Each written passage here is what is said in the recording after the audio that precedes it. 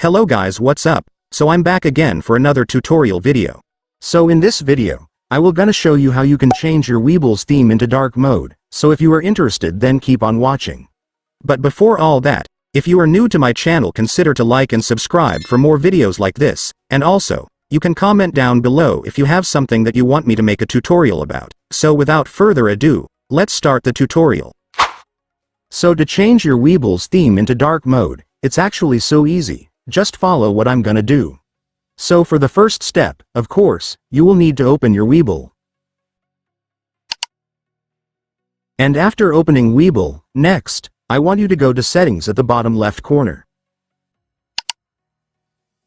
And once you're on Settings, I want you to make sure that you are in the General section.